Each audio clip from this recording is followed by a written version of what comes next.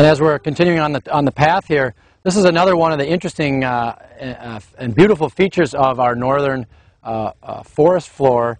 This is actually a sedge. It's Pennsylvania sedge. It looks like grass, but it's actually technically a sedge.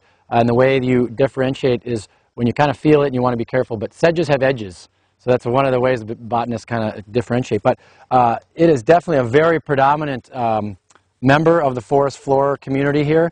And it definitely, you know, again, it looks like grass, but it can grow in all of these areas, partial shade, partial sun, but a really nice native little feature. Pennsylvania sedge. But they've been completely devastating. We're losing 95% of our ash trees where ash borer has been invaded. And likewise, there's a new disease that's coming in and affecting the beech trees. So, and the mortality rate on those is up to 90% or so.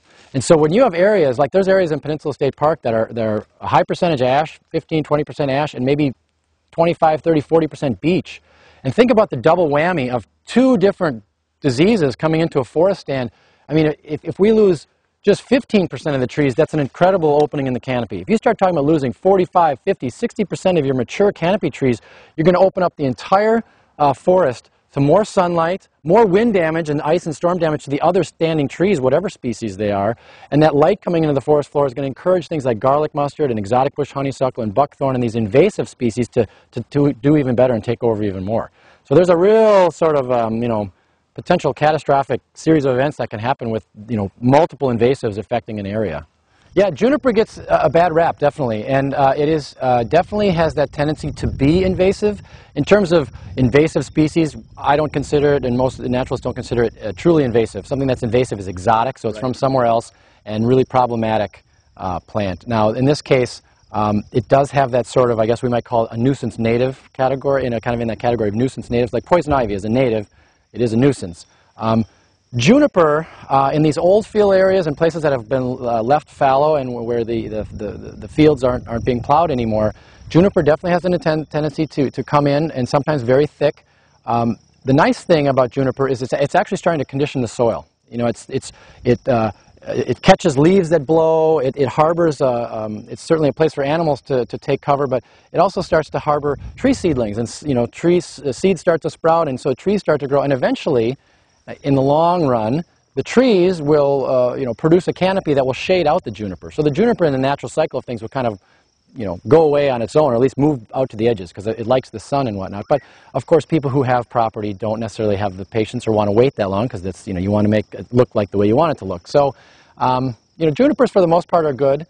And it just really becomes a matter of preference. If you're desperate, and some of the early voyageurs had to boil the leaves for get a little vitamin C out of them to prevent scurvy. They can grow in a swamp where there's water around their roots all the time. They can, if their seed finds into their way into a crack on the escarpment face or on bare rock, like if you have a quarry that's left bare. I mean, some of the first trees in there are the birches and the white cedar. They can grow. You know, they're not super shade tolerant, but they definitely can grow in the shade, in the sun.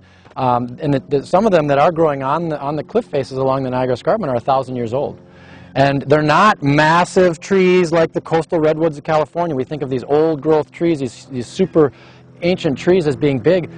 They're really not. Maybe a foot in diameter, maybe 2, maybe 3, but a lot of times they're small, and they're trees that are 6 inches in diameter that are 200-300 years old easily. Some of them, I mean, there's one tree that was documented that was only about 2 inches in diameter. It was 250 years old.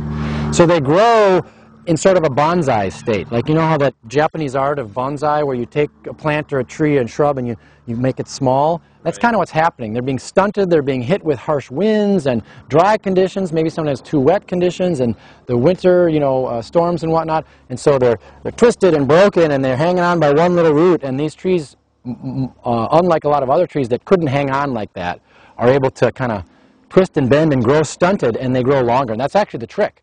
You're not going to find a 1,000-year-old cedar tree out in a meadow or in a wetland or a swamp. They're going to have died or fallen over long before then, but they can live to be 1,000 years on the cliff face. And they do that by being small and growing slowly. So I have a collection of materials here today for people to take home. We've had a great hike in the woods, and I just wanted to kind of follow up on some of the topics we've touched on. We did start talking about the geology of the Niagara Escarpment being the year of the escarpment. We got nice examples of some of our karst or Swiss cheese bedrock. and some indicative fossils of the area, and some information on the Niagara Escarpment Resource Network and information about our drinking water and whatnot. Also have information on our native plants and invasive plants and some of the invasive plants to watch out for. So thank you for coming on this hike today, and hope to see you again on another nature hike sometime.